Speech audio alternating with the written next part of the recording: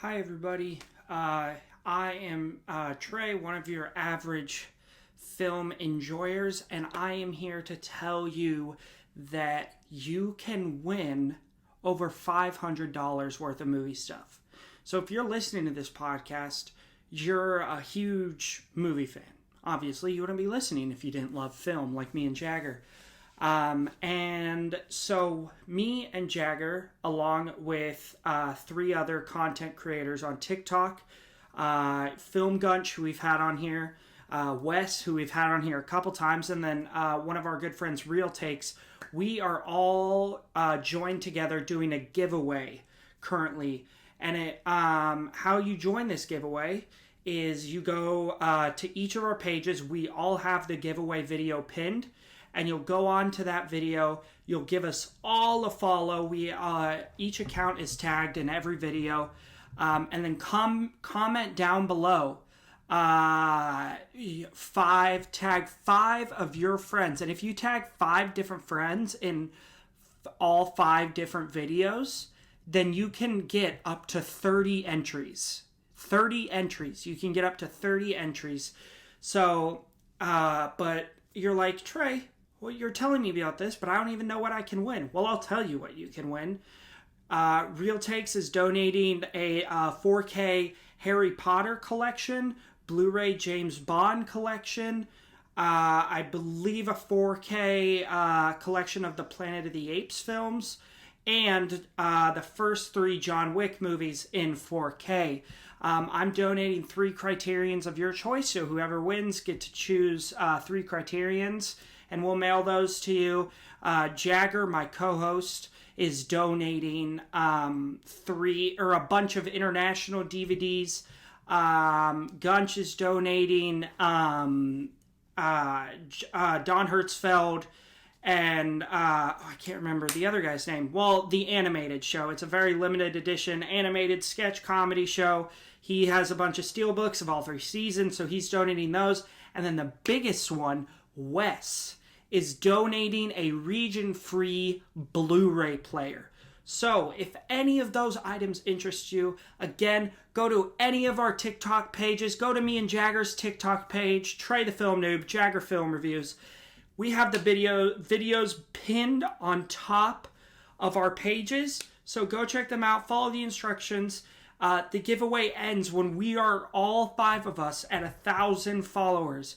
And me and Jagger are the only ones that haven't hit 1,000 followers yet. So please help us get us there so we can give away all this movie merchandise. Now, let's get to the podcast.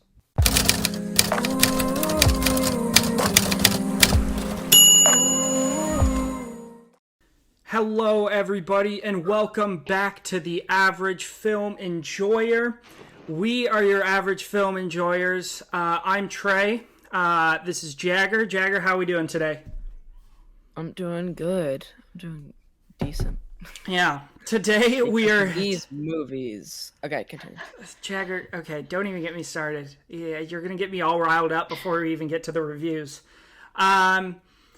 Today, we are joined by a very, very special guest, my good friend Kate. Kate, how are you doing today? I'm good. Happy to be here. We are happy to have you. We're very excited. So something we usually do with our guests is we kind of have them go through their top 4 on Letterboxd. Now, I know you don't have that established yet. We just got you to join the cult of Letterboxd. Yes. But do you have like a 4 favorite movies? Just so the viewers can kind of get to know what kind of movies you like. Yeah, absolutely. These are off the top of my head, but number 1, my favorite movie of all time has to be La La Land. It's massive too perfect. W. Such a good movie. I also have to have Tangled in there, just because it's also a great movie. Great Disney movie. Love the characters. A little too relatable.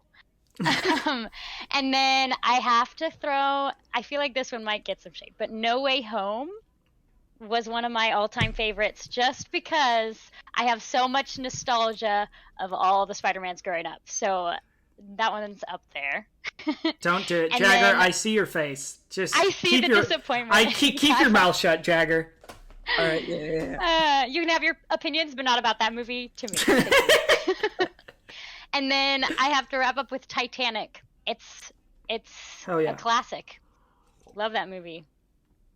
Yeah, I mean, I was so excited because now I have another La La Land is the greatest movie of all time lover on here. It's too good. It's immaculate. It's a perfect film. You can't beat it. You can't. Yeah, so we are going to skip, since this is only our second double feature episode. We might try to do these a little bit more often, because when we started this series, Jagger did the timeline. He was like, so it's going to take us a little less than 2.5 years to work our way through the IMDb 250 at our pace right now. So we might try to do these double feature episodes twice a month. Just to get like if there's two that are right next to each other that would go good together on an episode, we'll try to do like a double feature episode. But yeah, we're excited. Today is our second double feature episode, so we're going to skip movie news. Is there a particular one you guys would like to get into first? Should we just rip off the Band-Aid and get Pirates out of the way, Jagger? I think we should go Incredibles first and build up. Yeah, let's do that. So first film, The Incredibles. If you don't know what that is, what are you doing with your life? It is an outstanding animation from our favorite animation director on the pod, Brad Bird. Came out in 2004, starring the voices of Craig T. Nelson, Holly Hunter, Sarah Vowell. Wow, that really is her last name. Spencer Fox and Jason Lee from Alvin and the Chipmunks fame. And my favorite, Samuel L. Jackson. I don't really know. Should I read the synopsis for this? I feel like everybody's seen this movie. Everyone's seen it. Yeah, I don't need to read this. So. It's about a family of superheroes, basically. Now, let's get into it. Jagger, so Kate, how we do this is we'll all say like our opening thoughts about like 2 to 3 minutes, opening thoughts about the movie, and then we'll kind of go in and we will have we'll bring up notes like we wanted to have actual conversations about. So, Kate, I'll kick it to you first. Just like 2 to 3 minutes. Yeah. What are your thoughts about this film? Well, it's incredible. I feel like exactly. You got to start with that. But I grew up watching this movie, and I just rewatched it like last week to kind of freshen up. And I was like, wow, the rewatchability of this movie is incredible. Like watching it as a kid and then watching it as an adult. I feel like any kid movie, you rewatch stuff and you're like, wow, there's humor in this I didn't catch when I was younger, that's very good. Or just little plot lines that you're like, oh, that is interesting. That went over my head as a kid. So I loved rewatching it. I feel like it was very interesting. Some of the character development is interesting. Yeah. Jagger, what about you, buddy? I think that it's a very, very enjoyable movie. I mean, it definitely has that going for it. I understand that there's a lot of it that totally would go over someone's head as like a kid. But this is not a movie I really have much nostalgia with. It's sort of a movie that I just watched for the first time like last year. So I understand why some people would like it more than I do. So I have it at 3 stars, which isn't necessarily a bad rating by any means. No. But I just didn't love it. Yeah. And I think that that's about where I hold it. Yeah, I mean, for me, I have this at 5 stars. I think I have it at a 96 out of 100. I think that's a common theme with both of our films that we're talking about today is nostalgia and how big of a role that plays into people's enjoyability of films. I definitely remember watching this as a kid. I think it still holds up. What Brad Bird was able to do as far as the animation goes. This came out in 2004, was made probably 2002, 2003. What he's able to do and how different it looks from anything else Disney was doing at the time is super impressive, especially since nowadays everything Disney is coming out with looks exactly the same. It doesn't feel like there's anybody really working for Disney who's really pushing pushing the envelope, I guess. I don't know if I'm using that right, but like kind of like just pushing to see how far animation can go and see like find new ways and new more creative ways to animate films. And I think that's what Brad Bird did here, which I think is super impressive. You get some great voice acting performances, specifically from Sam Jackson. I mean, the classic, "Honey, where is my super suit?" Like the funniest scene in the movie. You get some great voice acting. So it's a really like great plot, and this is a conversation I want to have in a little bit. But you really. This movie reminds me of how good Brad Bird is at putting these like underlying themes in his kids' movies that are really important for every kid to learn. And I mean, we talked about it with The Iron Giant, which Kate just watched that with my cousin last week, Jagger. So we'll be able to touch on that too, which I'm excited about. But yeah, I just think this is an expertly done animation film. It's in my top 5 superhero films, along with Iron Giant, Winter Soldier, Civil War, and The Dark Knight. Like, this is up there with those greats, at least for me. But yeah, I wanted to get in, first, I wanted to talk about, like, go back to the themes presented here. Because obviously, I feel like in all of Brad Bird's animated work, so we have Iron Giant, Ratatouille, Incredibles, and Incredibles 2. I feel like a huge common theme throughout his films is acceptance of yourself, and being true to who you are. And I think we really, really see that here. And I feel like it's delivered in such a good way. Like, it's delivered to where... Sure, like you are probably somewhere in your conscience understanding that as a kid, but like once you watch this as like an older kid or an adult, you really pick up on it, and it's delivered in such a sweet and heartfelt way, which I think is really interesting. And I'm just wondering, Kate, I'll kick it to you first. Do you have any thoughts? Were you thinking about that at all while you were, or any times you've watched this movie? Yeah, I would say I definitely caught on to that a little bit, especially when it like started.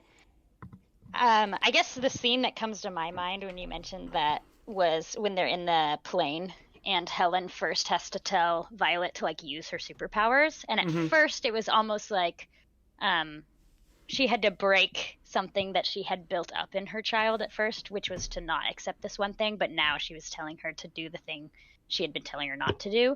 So it was cool because like all the family members kind of went and found that they need to be this way and like come to that point. Yeah. So, even Helen. So, yeah, I definitely picked up on that as I was watching it. Yeah. Jagger, what about you, buddy? Yeah, that was also the scene that sort of came to mind when you said that. So I think I agree with what you said. Yeah, and I do think that it is one of the more in-your-face themes with this movie, that they do let you know that that is what they're trying to convey, but in a very smart way. So yeah, I respect how he does put that in seemingly all of his movies. Yeah. So yeah.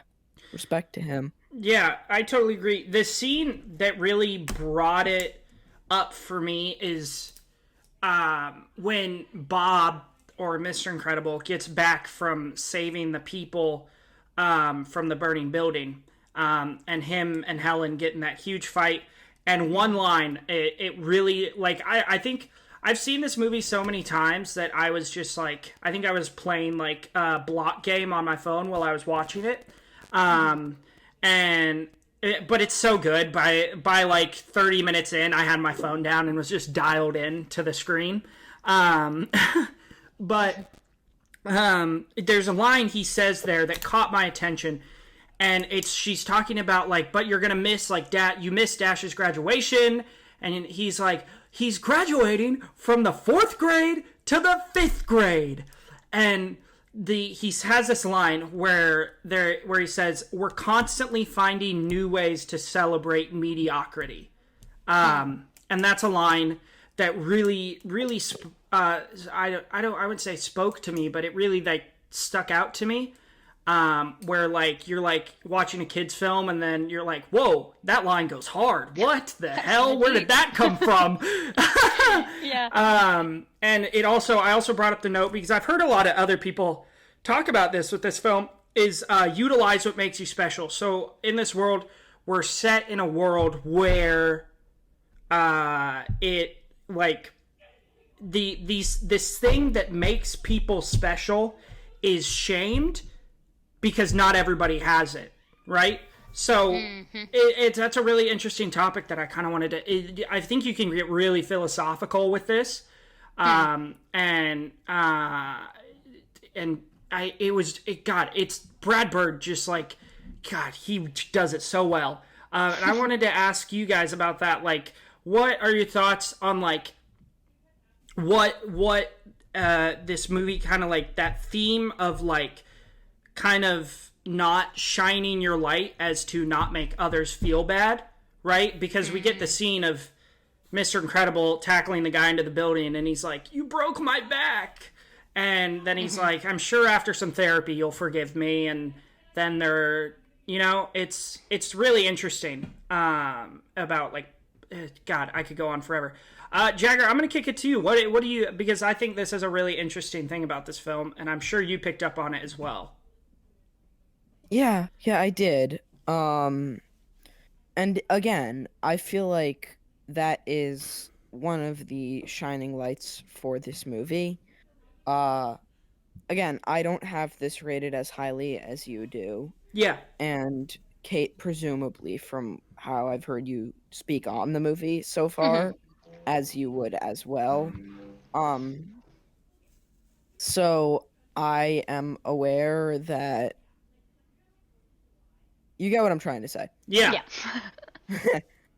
But that is one of the few things that did bring it to that 3-star rating for me, was the ability to put in deeper underlying messages that I guess as you grow older, if you're someone that grew up with this movie, you'll realize more about it. That I guess gives it rewatchability, but watching it from a standpoint of someone who would already be able to grasp it watching it for the first time, I guess sort of takes away from that. But I understand where it's coming from. Yeah. Kate, what about you? I think that actually that's a thing that I didn't actually quite pick up on, but now that you say it, I'm like, oh, that's so obvious. But I think of the scene at the very, like, I feel like that's a theme throughout it, but it kind of gets better. Like, it starts out where they use their power and Bob kind of is prideful in it, and it's all his identity. That's all he has. And he gets a little lost in that. Even though it is, like, incredible to have superpowers or whatever, like, that was all he had, that he wasn't seeing his family. And then, like, fast forward to the end, you have Dash in his race. And, like, they wouldn't even let him be in that because they were like, oh, you're too powerful. Like, you're going to ruin all these other kids' self-esteem because you're too fast. But they still let him do it and, like, hold back his power so that he's still doing it. He's getting second place. He's still proud of the ability that he has, but he's not using that to tower over everyone else. And I feel like that's a cool way to, like, teach kids, like, you're special. Don't use that to, like, make other kids feel worse about themselves, but, like, you can still be that way, Yeah. So I thought that was interesting. Yeah, for sure. And I think that's a theme we get in a lot of superhero movies, especially Marvel stuff, because Marvel, I feel like post Endgame Marvel, not so much. I mean, we've had a few that are really good, but mostly pre Endgame Marvel, we get a lot of these. That's the thing with Marvel that has always, and I'm going to go on a little rant here. That's the thing about Marvel that has always separated it from DC, and what I think makes Marvel better is, one, the main character is the person, right? Your main character is Peter Parker, but Peter Parker also happens to be Spider-Man. Your main character is Tony Stark, but he also happens to be Iron Man, right? But you're focused on Peter Parker. You're focused on that character. You're focused on Steve Rogers. You're focused on Bruce Banner. But in DC, right? Bruce Wayne died when his parents died. Bruce Wayne just became a vessel to get Batman what he needs. Clark Kent is just a vessel to get Superman what he needs, right? You see that there's two different ways of approaching it.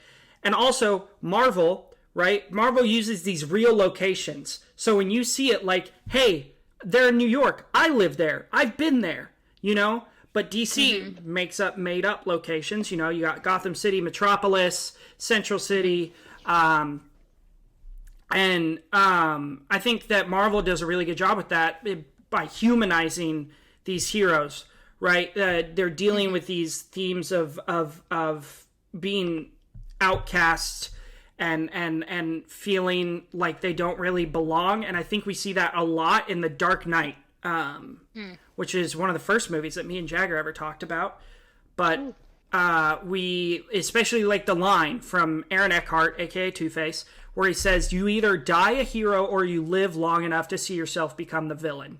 And it's like in hero movies, this unrealistic standard that heroes are kept at, you know, and if they don't meet this standard, the public ostracize them or hates them or whatever, you know. And I think that's something. I think that's what we see. What happens in this movie, which I've always found super interesting. God, I could go. Yeah, I really could go on about this movie. Did either of you guys have any like little conversations about anything about the movie that you wanted to talk about?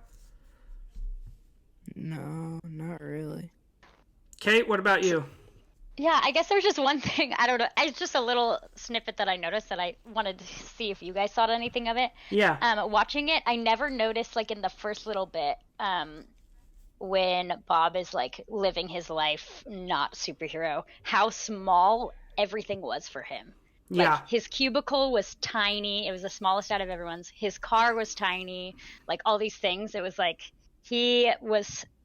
everything he had was so much smaller than him, and like he was too big for the world that he was living in. I just thought that was something interesting. Yeah. That I had not caught on before. Yeah. Yeah, I've always thought that was super cool. The way they did that. And God, I had something else. I think that Jagger, did you ever watch that video essay I sent you about the Incredibles animation? It's okay if you didn't. No, you didn't. No. That's okay. It really talks about, like, again, how ahead of its time this animation was, and that's something I love about the sequel. Like, Kate, I'm assuming you've seen it. Jagger, have you seen the sequel? Yeah, when it first came out, I saw it. Yeah. And that's one of that I think it's not the best sequel. It's not my favorite sequel ever, but I think it's one of the most well done sequels. Because one, the animation looks no different than the first one, right? And it still looks amazing. And two, it doesn't like go like 10 years later, you know? It picks up the moment the first one ended, which I've always thought was super cool. So as far as accolades go, this movie got nominated for 6 Oscars. It won for Best Animated Feature and Best Sound Editing. But if you guys don't have anything left, we can go ahead and get into our 4 questions. Jagger, you ready? Yes. Okay. Yeah. Okay, so 4 questions. Kate, I told you about these before. Very excited. Most rewatchable scene. Kate, you go ahead. Oh, I referenced it earlier, but for me, I think the most rewatchable scene is when they are on the airplane and his kids are on there, and you can hear Helen over the intercom, and Mr. Incredible is just like going through it. Like, I thought that the voice actors did an incredible job of really getting into the feelings you would feel in that moment. When I was watching it, I was like blown away. I was like, oh my gosh, I can't imagine. So I would say that scene would be the most rewatchable for me. Yeah, for sure. Jagger, what about you? I'm going to go for the intervene dinner table scene. Oh, God, dude. It's so good. So good. Yeah. I mean, for me, there's so much here. The super shoot scene. I mean, 10, 11-year-old Trey thought that was the funniest thing, and me and all my buddies would always reference it. Especially the line where he says, "Honey, it's for the greater good." And she goes, "Greater good? I'm the greatest good you ever gonna get." I always think that's so funny. It's classic. And any scene with Edna Mode is just any scene with her is comedic gold. And fun fact, Brad Bird, the director, actually voiced Edna. Really? Yeah. Wow. Crazy. Does this movie belong on the IMDb top 250? Jagger, I'll kick it to you first. You can say no, it's fine. Yeah, I mean, I understand why people would say yes, and I know both of you are gonna say yes.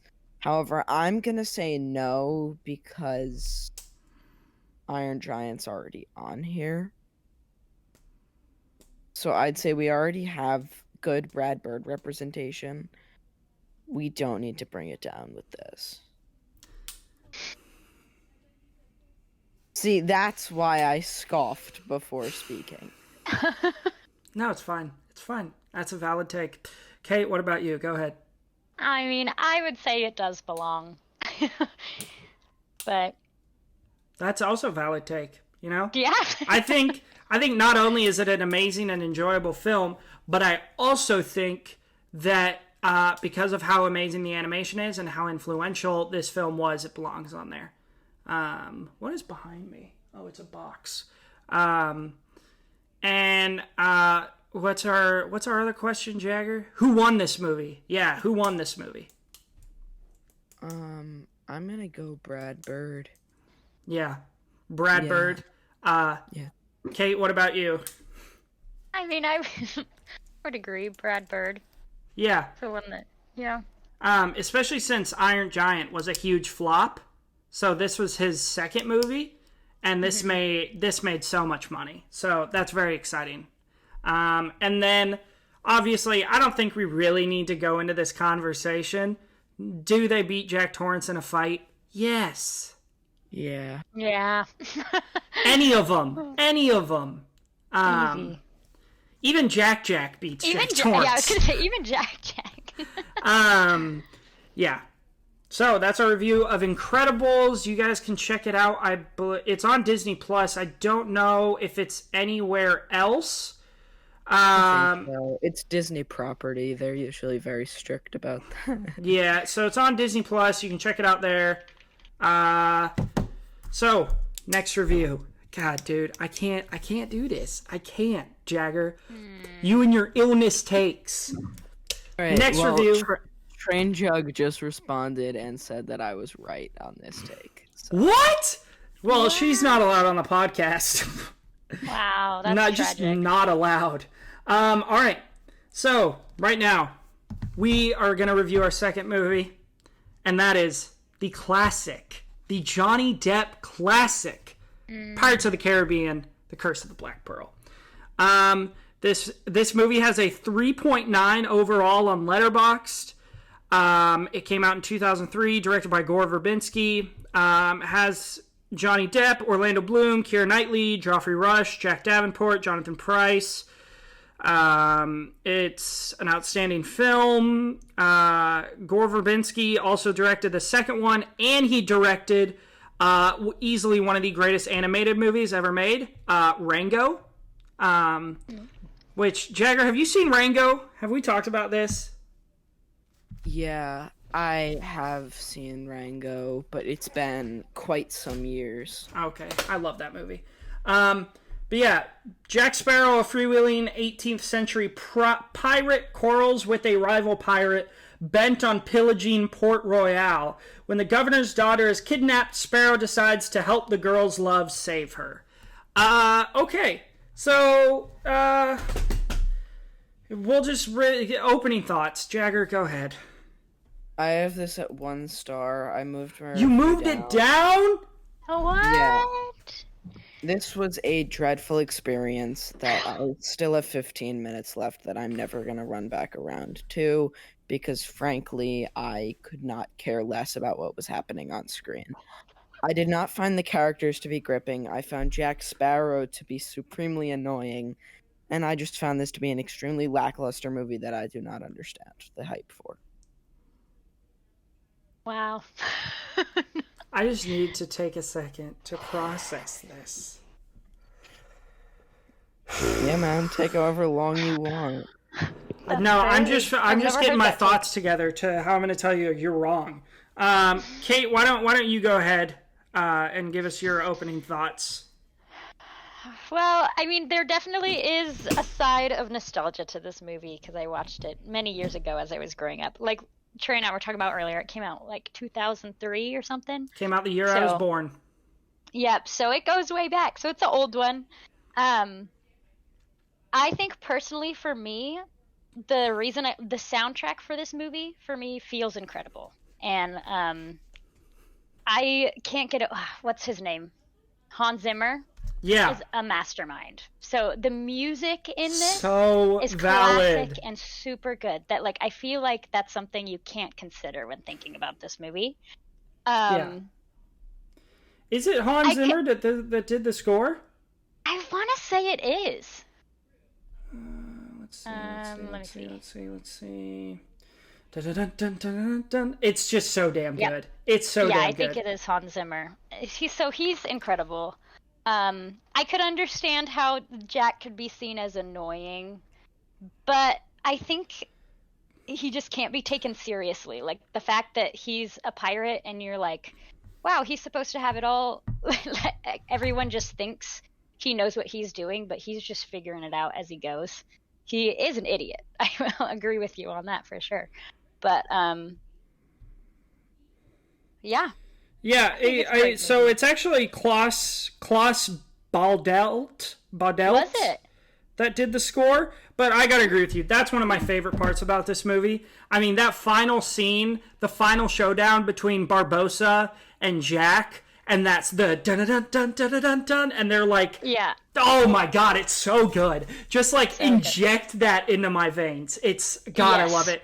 And again, there is a part of this that plays into nostalgia. Like I remember what house I was living in when I first watched this movie and thought it was Yep. like the greatest movie ever made.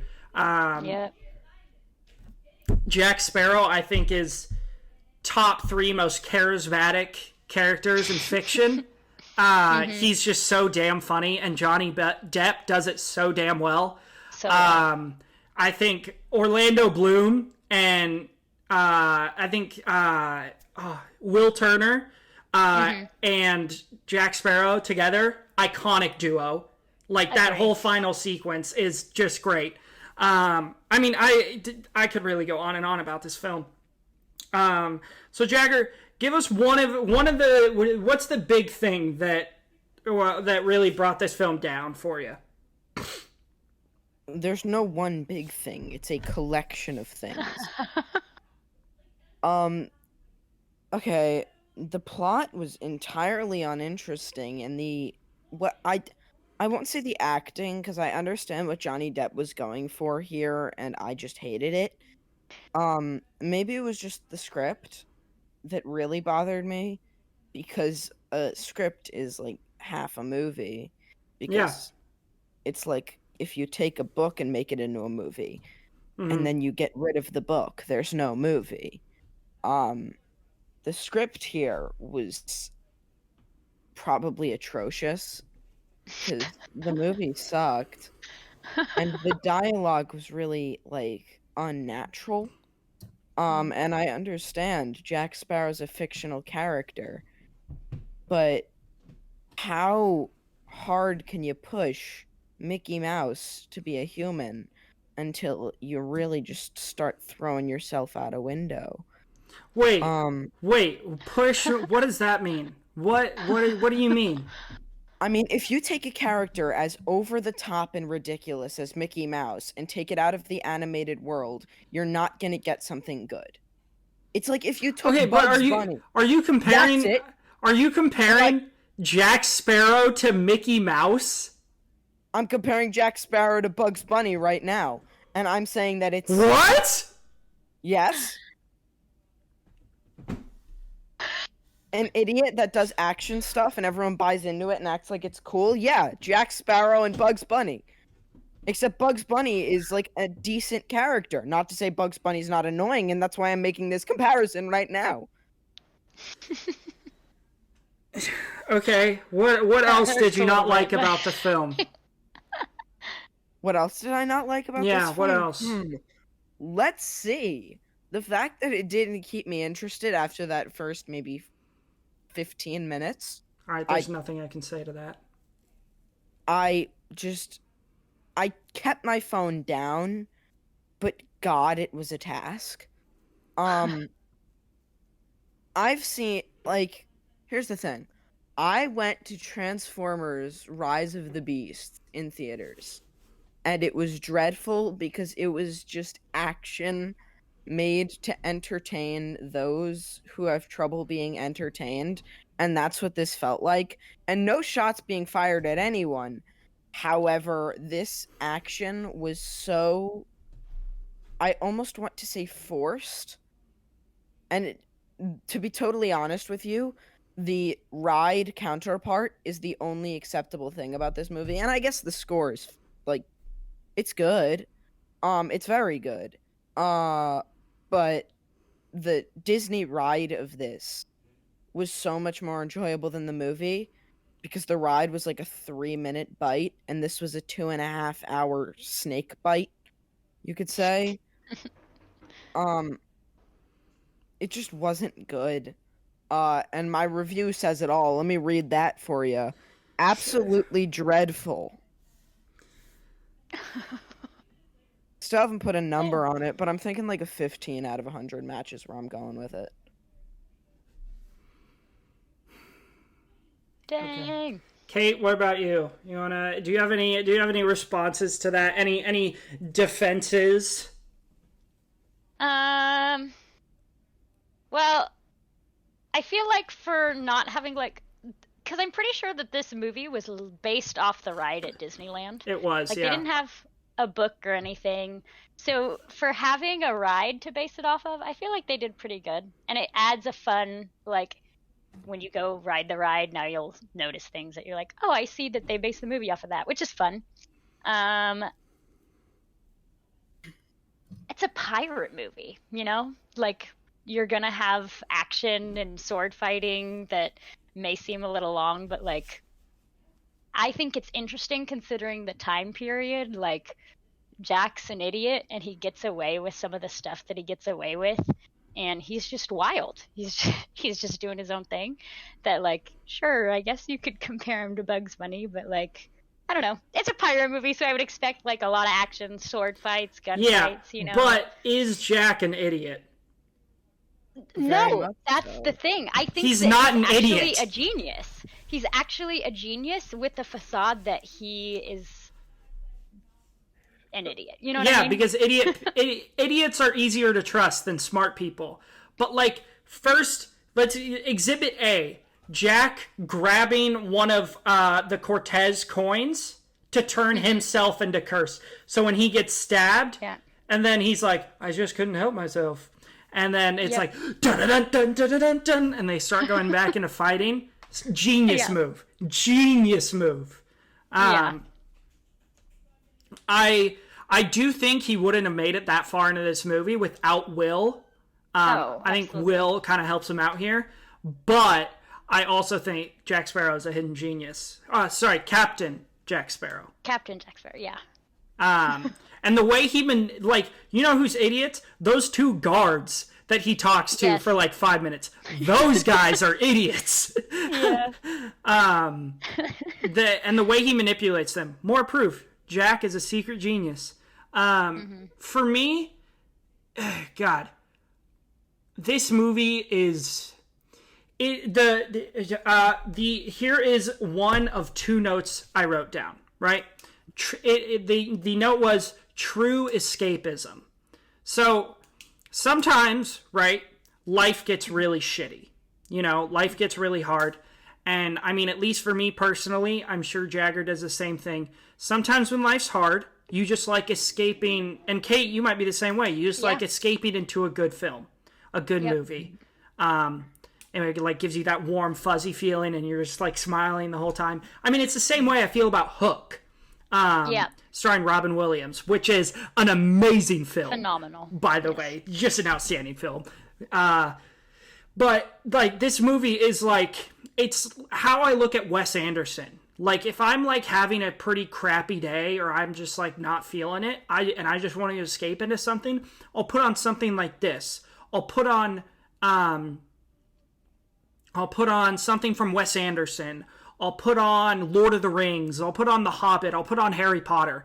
Something fantastical like this. And I think this film does that really, really well. If you are engaged into it, Jagger, I know you're looking at me like that. I think if you like these characters and you're engaged in this story, it's that runtime is going to fly by. Nothing like Killers of the Flower Moon. That runtime isn't going to fly by. But this runtime will. If you're gonna pull that card, I feel like this whole review from you is a revenge for the Killers of the Flower Moon discussion. No, my comfort movie is The Room. So again, we're clearly disagreeing on something. My escape movies are things like Grease, A Night at the Roxbury, Superbad, American Pie. All of those are 90-minute little escapes. Not the 2.5-hour piece of garbage that is Curse of the Black Pearl.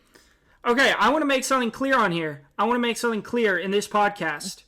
Oh, yes. So, if for everybody listening right now, if you like these characters and you are engaged, like Jagger, can you at least acknowledge there are good parts of this film? I guess. Like, for the same way I feel about Killers of the Flower Moon. Like, I can respect a lot of the things it's doing, but I just don't like it. That skeleton fight was pretty cool. Right? So there's that. Which one? There's, like, multiple. Is it where they, like, climb up onto the boat? They're, like, walking underwater? Yeah, that one. Dude, that basically, from when the British fleet shows up to the cave area to the end is just so damn good. During that fight, I really said maybe this is getting good. Stupid me. God, dude, you're the worst. Are you okay, Jagger? Do we need to talk about something? No, I'm good. I'm just saying this movie's really bad. Yeah. Okay, I have one extra question before we get into our 4 questions. Who wins in a fight? Legolas, who's Orlando Bloom's character from Lord of the Rings, and Gimli, who's the dwarf. Because I just want to ask this because Lord of the Rings: Return of the King and this movie both came out in the same year, both starring Orlando Bloom. So great year for Orlando Bloom doing Return of the King, debatably one of the greatest films ever made, and then Pirates of the Caribbean, one of my faves. Or Jack Sparrow and Will Turner. Who wins? Ooh. Kate, because Jagger hasn't seen Lord of the Rings. Yeah, no. I saw it long time ago. I know I've seen my dad has the extended version, so I've seen first half of the first movie, like, a lot. But I don't really remember all the other ones, so. Yeah, okay. Well, kind of. Then we don't have to answer that question. Let's get into our 4 questions. God, brain fart. Most rewatchable scene. What's the most rewatchable scene? And Jagger, don't you dare say the last few minutes because I knew it was going to be over. Well, I didn't even watch the last few minutes, so I can't even say that. Good. I mean, I'm not gonna pull Persona and say that there's not a single second of this movie I'd ever want to watch again. So I'll say the skeleton fight, the only part that was good. Cool. Yeah. At least we're getting some positives out of you, man. And I can recognize there's negatives about this film. I can recognize there's positive. I mean, there's some films that there's no negatives. Like we talked about earlier today with your dad when we were recording our stuff for The Exorcist. There's 0 negatives about that film. That film was perfect. but I can Yes. recognize there's negatives here. Kate, what about you? Most rewatchable scene? I'd feel like the cave skeleton fight, like at the end, when, like you were talking about, when Jack has the coin and he reveals that he had it, and then just that whole scene is probably my favorite. Yeah. Here, what? Yeah, that's a great scene. And let's see. I don't know. I always go back and forth between that and one sec. Sorry, guys. That was my sister. Most rewatchable scene, probably the cave fight scene. I'm gonna have to cut that out. Maybe we'll see. You guys, you listeners, might get the bloopers.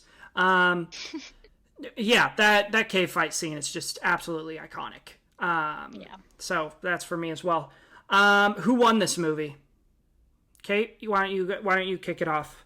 I'd have to say Jack Sparrow. He's like the classic when you think of Pirates of the Caribbean. It's Jack Sparrow's who you think of, so I'd have to say that. Yeah, Jagger?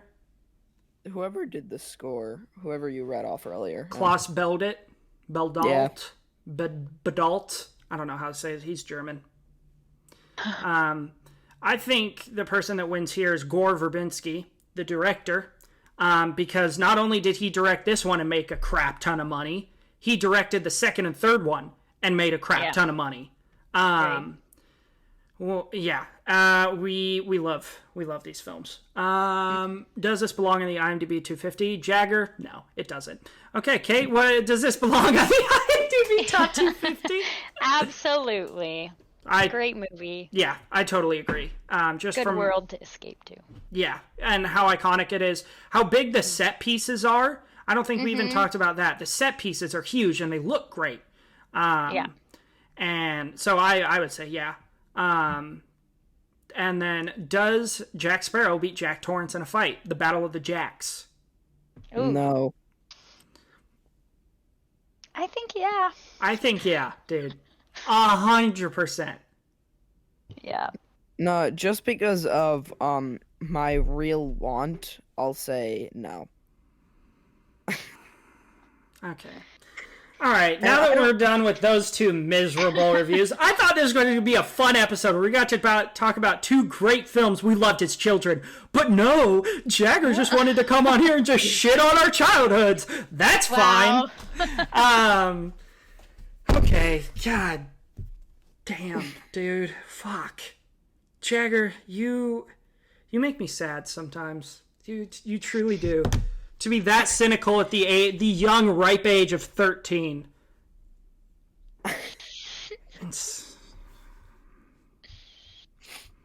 All right, let's do high-low. Golly. Moving on. Kate, what have you been watching recently? Well, I watched Step Brothers for the first time yesterday. Never seen that movie. What'd you think? Right? It was good. Yes!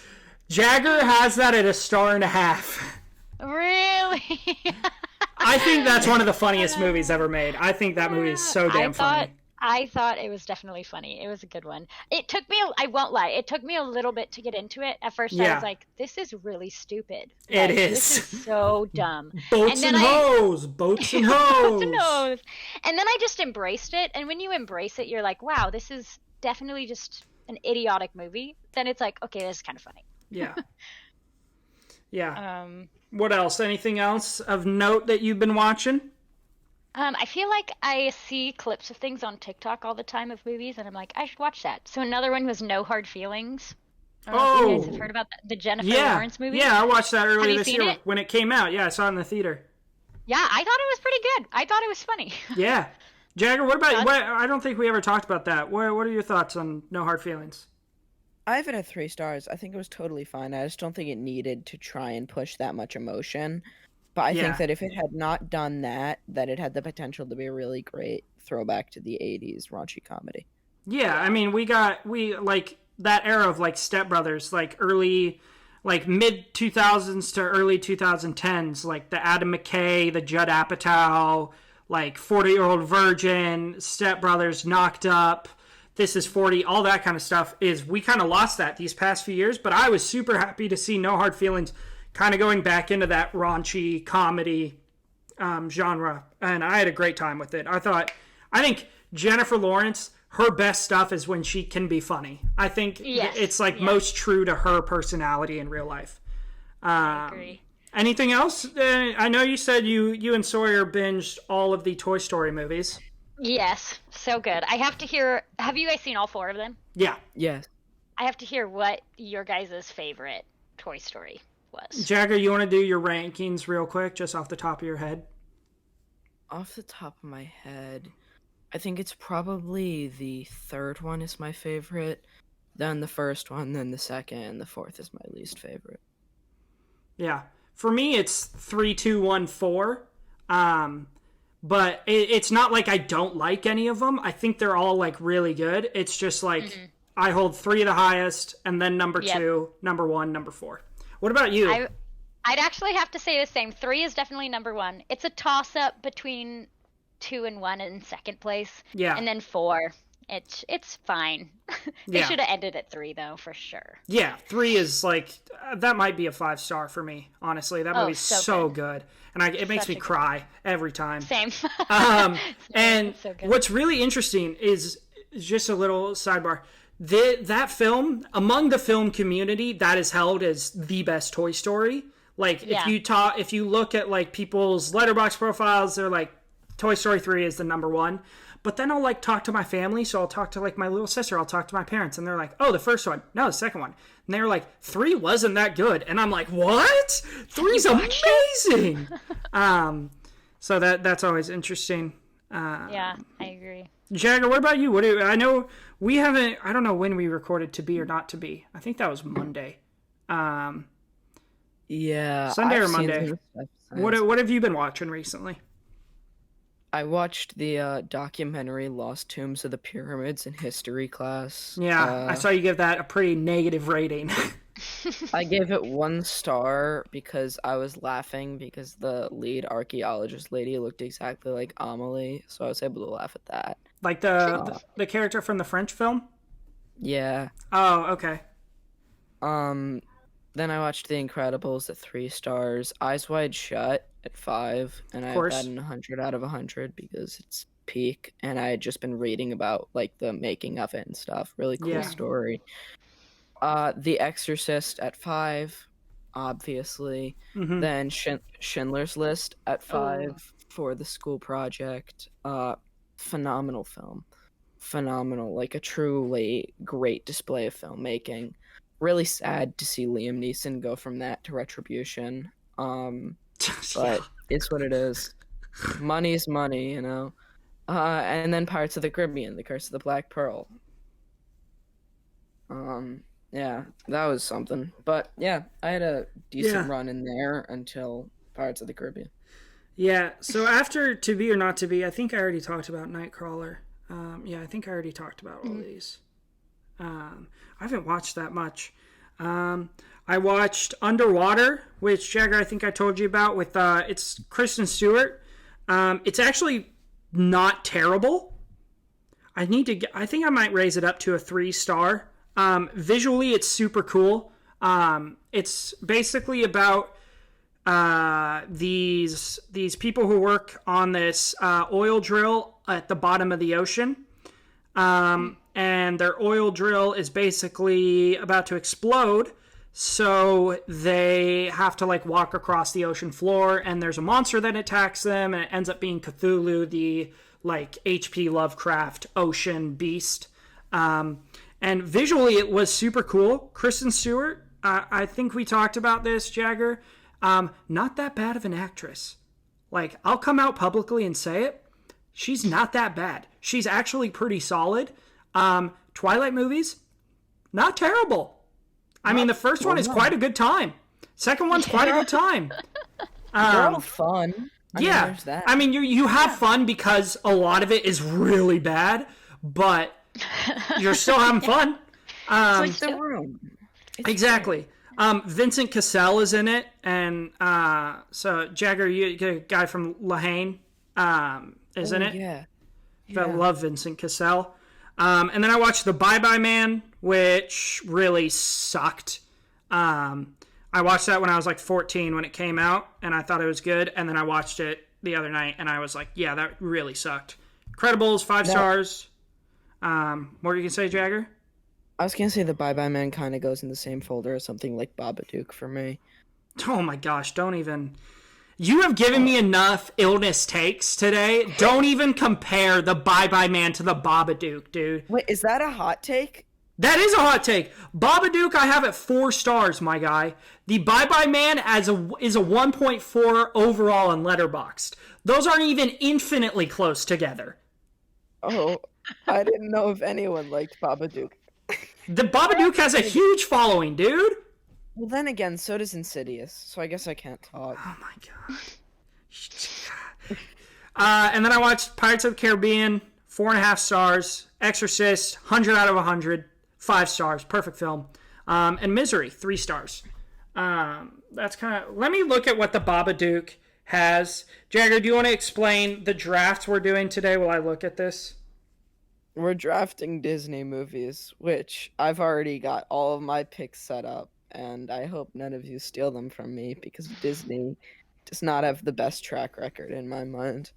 Yeah. Babadook, 3.4 overall on Letterboxd. Really? Yeah. That's ludicrous. All right. No, it's not. Just shut up. All right, I'll keep track for us. Kate, basically how this works is you're going to have first pick, and then Jagger will go, and then I'll go, and then you'll go, and then Jagger. And basically, we're going to draft Disney movies. Now, the only rule is it has to be Disney or Disney Pixar. It can't be like properties that Disney had bought. You know, okay. So no Marvel and no Star Wars. Make sense? Just straight.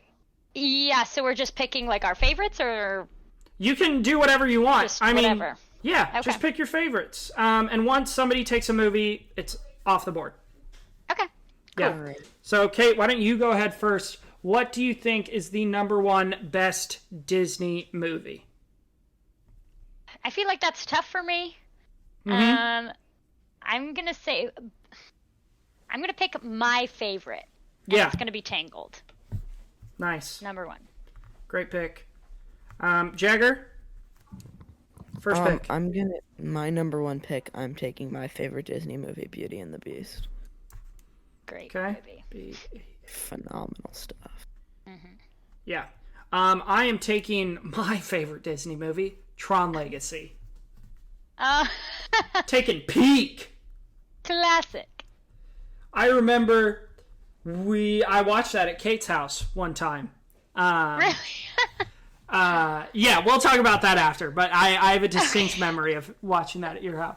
That's awesome. Okay, Kate, second pick. What are you going with? Soul. Ooh, good pick. That's still one I need to see. Amazing movie. Oh, you haven't seen it? No. That's a really good pick. I didn't even think of that. Oh my god, it's an incredible movie. Go watch it right now. After we're done, I might. Yeah, you should. My next pick is gonna be The Little Mermaid. Oh. W Another pick. great one. Another good one. Mermaid. All right, my next pick.